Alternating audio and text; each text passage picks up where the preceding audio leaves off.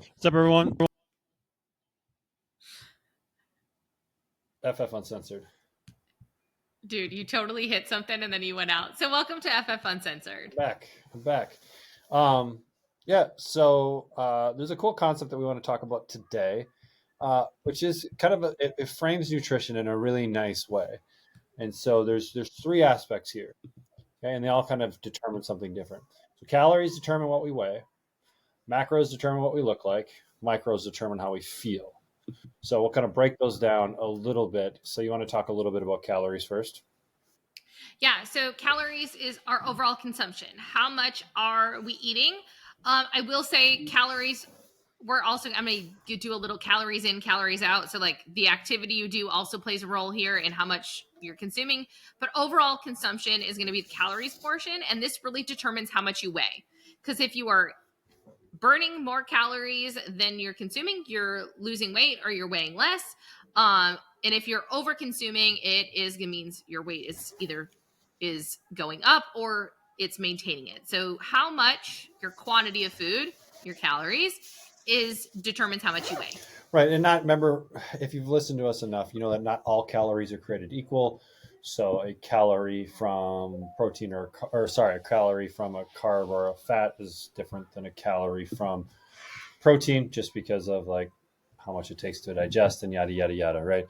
So they're not all created equal, but when we're talking about fats and carbs, right? Remember, 1 gram of fat is 9 calories. 1 gram of carbs is 4 calories, and so pound for pound, you get twice as many calories from fat as you get from carbs. So it's just important to be aware of, right? So we can't eat as much of them, right? If I had 100 grams of fat and I grab 100 grams of carbs, I would have 400 calories from the carbs and I'd have 900 calories from the fat.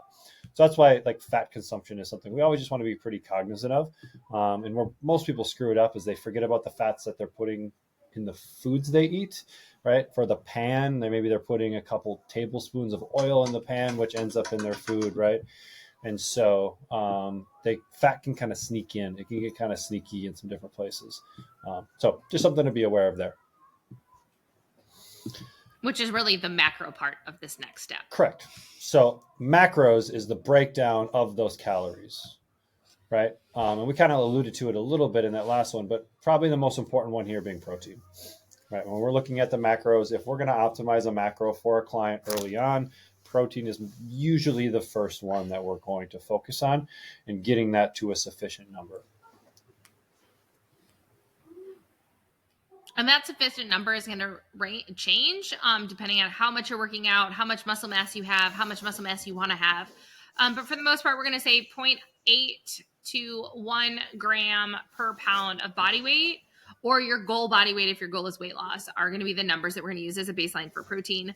And then what I have found is if you're looking at calories and you're looking at protein macros, if you can hit those two, your fats and carbs are going to be in line, and we're naturally going to eat what we favor.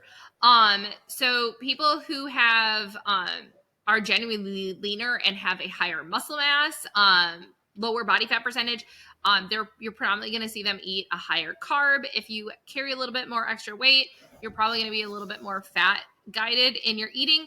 But the reason, if your goal is weight loss and you're like, but I have high fat and high carbs, you can't have both, and that's why you're over consuming. So make sure you guys are watching that. You're probably going to be like more of a like moderate for most people is usually best, but if you are high carb and you are high fat, you are probably in a calorie excess. So just know that like they need to be reasonable. And if we think about a lot of foods that taste really good, they're usually high fat, high carb. Think donut. That's why they taste so good. Right? I love a French fry. So, you go like French fries and mayo. Great combination. Most people don't think of it, but it's a great combination because of the fat and the carbs together. Just put some siracha in there, and you basically have the ultimate. Then we call it aioli.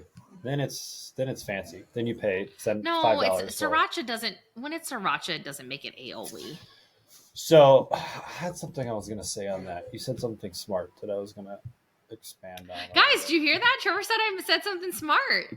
So the high fat, high carb is what good foods taste like. Okay, I got it now. Okay, we're back. So one thing that we can go a little step deeper, if you're like, hey, should I be higher in fat or should I be higher in carb if I'm ready to do that stuff? We can look at body types. And so typically people that are what we call ectomorphs, so they're naturally skinny, have skinny wrists, skinny ankles, smaller bone structures. Trevor and Aaron. Right. Like, like give them a person. You and Aaron are built that typically way. handle a higher carbohydrate diet and do better on higher carbs than higher fat. I find that a higher fat diet for me just doesn't sit very well. Maybe get a little more lethargic, those kind of things, because of that. That is a theory. I don't know if there's an exact science behind this, but it's kind of like what I haven't found, but what general nutrition coaching has found over the course. And then someone that's a little bit more of what we call an endomorph. So think like an offensive lineman in football, or someone that just naturally has someone that you might consider big bone, because they actually do have bigger bones. Like if we were to put our fingers around their wrist, right, you can the people where you can't even get, your fingers to go all the way around.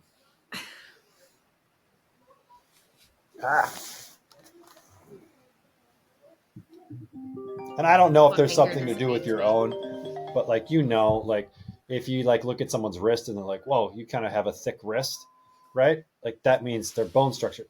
Most of us don't carry a whole lot of fat around our wrists, right? It's just so it looks at your actual bone structure. So if that's a little bit larger, typically those people will do a little bit better on a higher fat type of diet. They're not as, so the other things that play into this, they're not as insulin sensitive typically. And so they just don't handle carbs as well. And so that's why having more fats in their diet, they'll just be more successful typically with something like that. So I also will say that if you are doing a lot of cardio style training, you're probably going to be opting for a higher carb diet and a lower fat diet, like higher carb, lower fat. And I don't want to call it a diet, because a diet is something you do for a period of time. We're literally talking about eating strategies that you should use all the time to maintain and have the results that you want. Not that macro counting needs to be it, but you need to have some tools in your toolbox to get enough protein, to do all of these things and all of that. So, and with this manipulated carbs and fats, this is like a higher end. Like if you don't have calories dialed in, if you don't have protein dialed in, don't even worry about this aspect.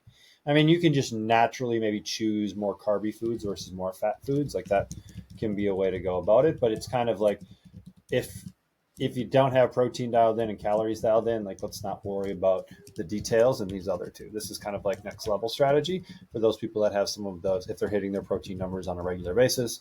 And like Ashley said at the beginning, I think the easiest formula here is just 1 gram per pound of body weight. So if you're a 200-pound male, hit 200 grams of protein or more. If you're a 175-pound female, hit 175 or more. It can't really overeat on protein, but just remember protein is many times paired with fat.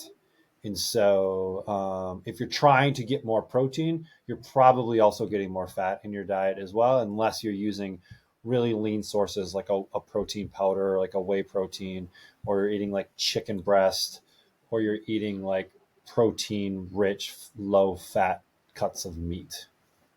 So the caveat here would be, if you're thinking this is the direction you want to go with tracking and seeing where you're at, is if you are trying to hit your protein goal, you're probably not going to be adding as much fat to other sources throughout your day, meaning maybe you're only having 2 eggs and you're adding egg whites to them. That's a big one, because eggs are really nutrient dense because they have a lot of fat in them. Not that that's bad. They're just going to be high.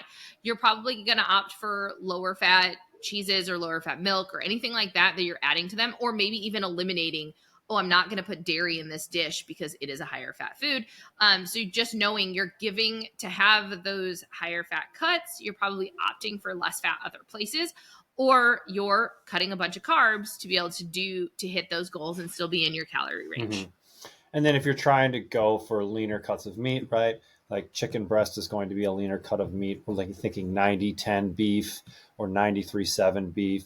And then even potentially after you've cooked it, draining off any of the excess fat or things like that to help reduce some of that content to just make it a little bit more protein dominant, right? And so those can just be some ways that we lean things up a little bit more. Again, none of this is good or bad. These are all just strategies and to help you kind of hit the area that you want to hit. Okay. Okay, so the big thing about macros is you can, like, calories are going to determine how much you weigh. So if you're eating less calories, you're going to lose weight, or you're going to maintain the weight you're at if you're eating the right amount.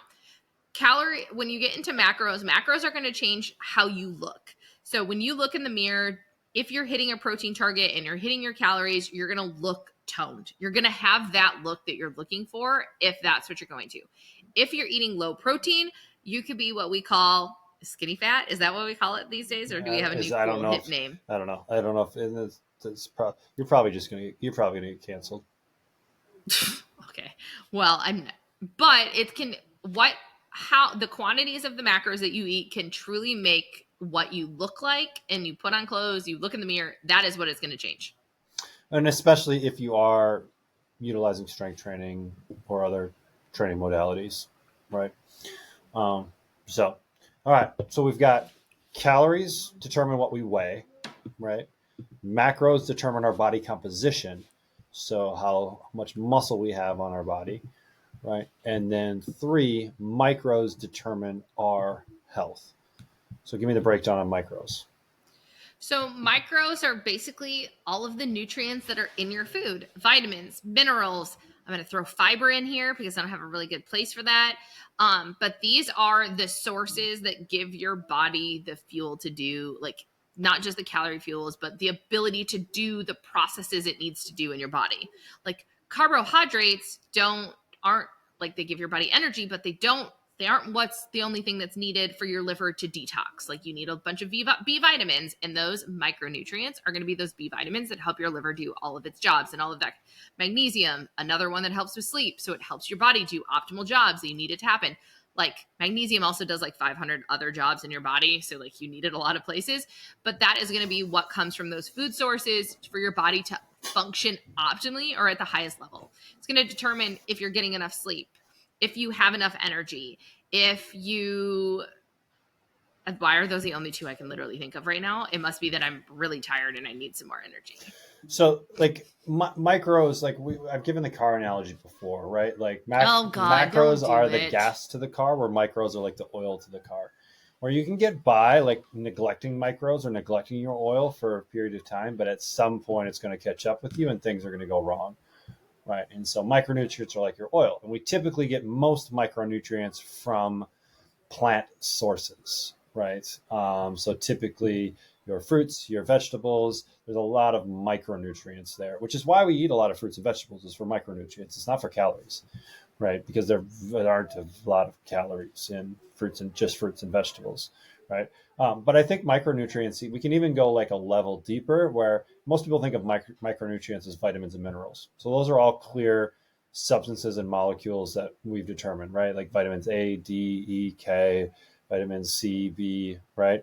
And then we have our minerals, magnesium, iron, Potassium, potassium, sodium. like all of those, right? And then, but we also have all these other little substances called phytonutrients, right? So, or antioxidants, right? You've probably heard of like beta carotene, which makes a carrot orange. And so there's all of these things that aren't necessarily classified as a vitamin and mineral, but also support processes in the body. So that's why when we're talking about this, that's why a whole food approach gives us a lot of this stuff that isn't a vitamin or mineral, right? And then we get the fiber and the other things that come along with it. And to be honest, there's probably nutrients and interactions that we don't even know of yet, right? That are happening because we're eating a real thing. And so that's one of my arguments for whole foods versus if we were to drink supplements all day, right? Like you're probably missing out on some stuff that we don't even know interacts and how it interacts, because we evolved as a species to eat food. And so we can't just necessarily try and take the components of food out and then like make it into like a drink, which people We're have not tried. we are not the Jetsons, guys. We're not yet. And so like, again, like you'll be able to survive, but I don't know if you'll be able to thrive, right? Also, like, I think a really good comparison for like this, for like even just all of it, is you have potatoes. You have a white potato and you have a sweet potato, and they are calorically relatively similar, but they like even like calories, the macros are going to be very similar, but what gets down to it, the difference between a white potato and a sweet potato is going to be the micronutrients and the vitamins and minerals that are in it. I'm not going to like say one is better than the other. Variety is always the best. One is white, one is orange, which means it's going to have different values of stuff. So getting a good variety of colors and rainbows and that kind of stuff is going to make sure that you're getting a wide variety of micronutrients as well. Right. So, I mean, I heard this. I think it was. I think it was from Ashley Dwyer. But now, once I heard, it's like the red car effect. I heard it once, and I've heard it like 3 different times since then. So I don't know if some influencers talking about it, and then everyone's just repeating it. But I think it's a nice. It's a nice way to break these pieces down of nutrition, right? Because that's the effects that they have on our body. And so, calories determine what you weigh.